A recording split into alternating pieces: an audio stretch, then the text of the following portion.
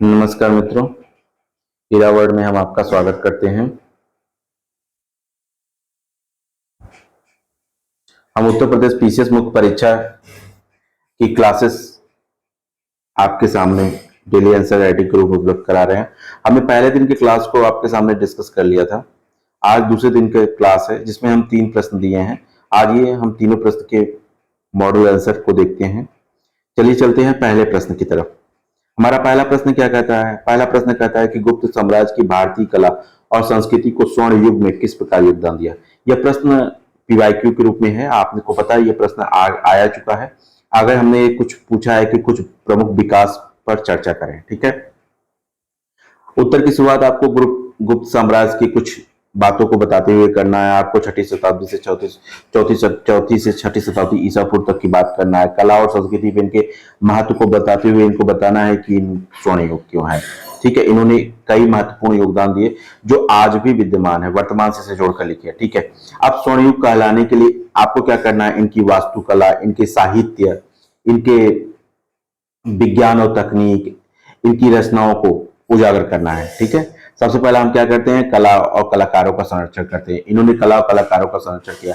इन्होंने शक्ति, प्रतिष्ठा और धार्मिक भक्ति को व्यक्त करने के लिए साधन के रूप में कला का महत्व दिया और शानदार कार्य करने को लिए कला के कार्यों को प्रोत्साहित किया और विद्वानों का संरक्षण दिया। तो जाहिर सी बात है, यदि कोई भी राजा इस प्रकार के काम करेगा तो उसको काल को स्वर्ण युग कहा जाएगा। दूसरा, इन्होंने मूर्तिकला पर ध्यान दिया। मूर्तिकला में बलुआ पत्थर, संगमरमर, कांस्य जैसी प्रतिमाओं का उत्कृष्ट नक्काशी करवाई और कला को बहुत ही अच्छे तरीकों से पुराया। इसके अलावा इन मूर्तियों ने अनुग्रह, प्रकृतिवाद, आदर्शवाद की भावना प्रतीत की। ध्यान रखिएगा, मूर्तियां बनाना एक अलग बात है, लेकिन उनमें अनुग्रह, प्रकृतिवाद, आदर्शवाद जैसी चीजों को डालना बहुत बड़ी बात होती है। इन्होंने हिंदू देवी देवताओं के साथ साथ गुप्त शासकों और ईसाइयों के चित्रों को भी दिखाया। ध्यान रखिएगा, बुद्ध की खड़ी मूर्ति, उनके शांत भाव की मूर्ति सुरुचिपूर्ण अनुपात के साथ विशेष उल्लेखनीय है।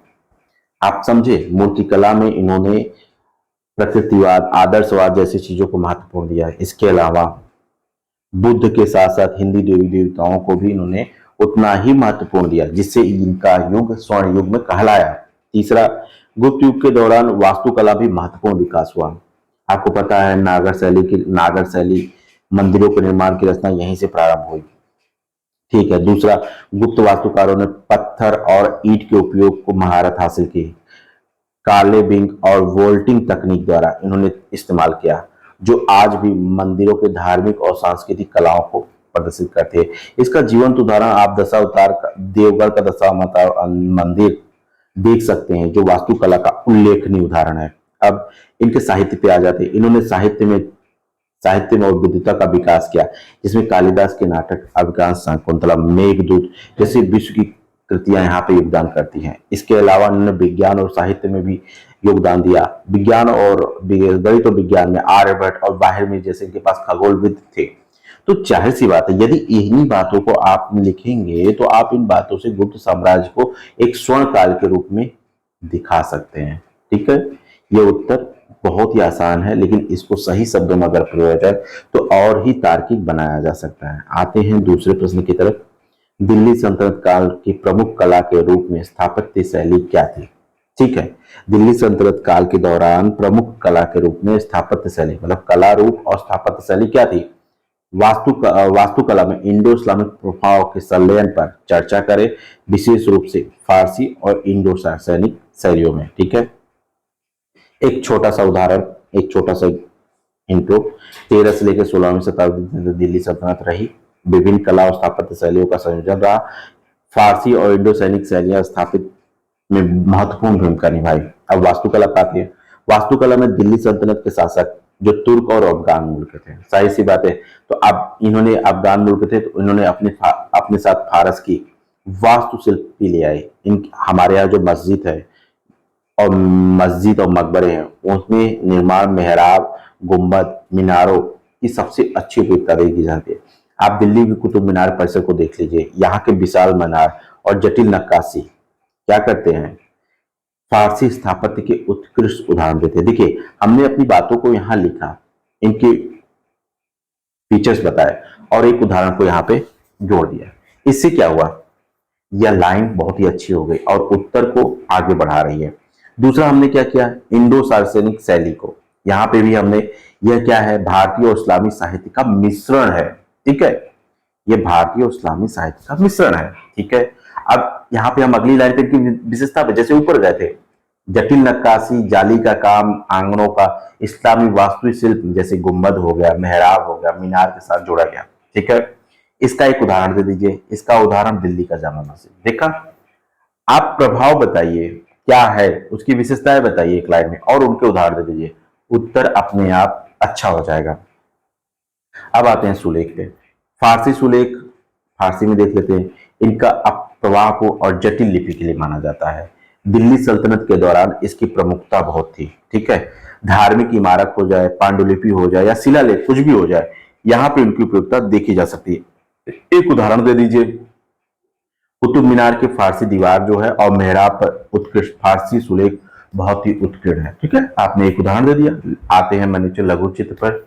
दिल्ली सल्तनत के दौरान लघु चित्रों का विकास हुआ। ठीक है, जाहिर सी बात है, लघु चित्र में दरबारी जीवन, धार्मिक और चित्र, फिर हमने ऊपर जो बातें की है उनको यहाँ विशेषता बताई। अब विशेषता बताने के बाद हम एक उदाहरण दे देते हैं। रजनामा हो गया, रजनामा पांडुलिपि चित्रियों में एक कलात्मक विकास के रूप में देखा जा सकता है। देखा, अगले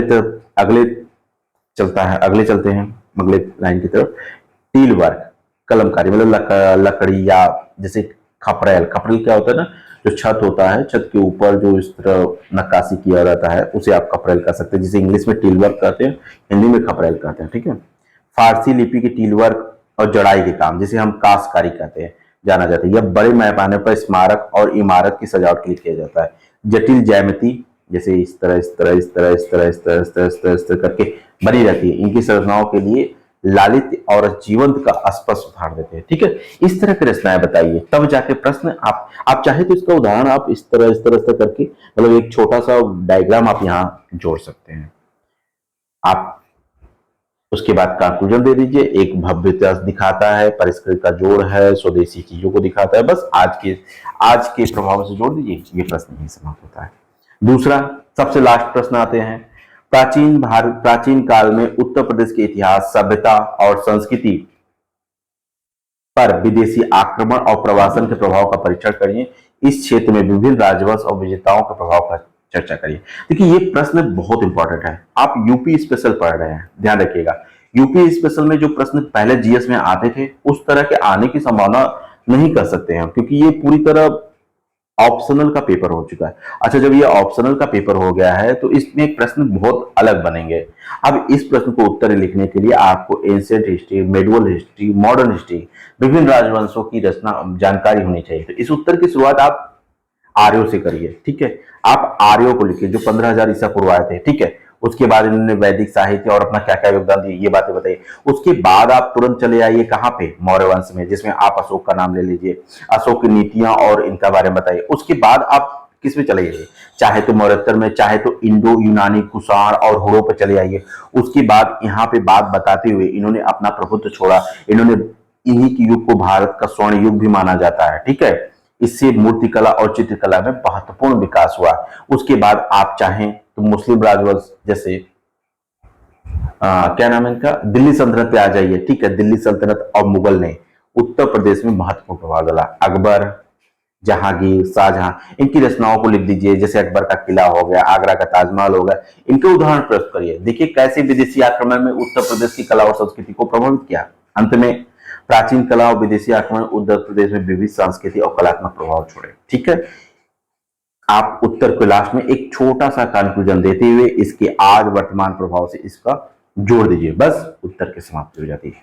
हम धीरे धीरे आपके सामने, ये हमारे कुछ प्रोग्राम है जो चल रहे हैं, आप चाहे तो ज्वाइन कर सकते हैं। हम इनकी वीडियो क्लासेस आपको धीरे दे रहे हैं, थोड़ा वीडियो क्लासेस लेट में आ रहे हैं, पर इसके लिए हम क्षमा चाहते हैं। आज हमने 3 प्रश्न किया है, अब अगले क्लास में 3 प्रश्नों को लेकर हम फिर हाजिर होंगे। तब तक के लिए धन्यवाद। चैनल को सब्सक्राइब करना ना भूलिएगा।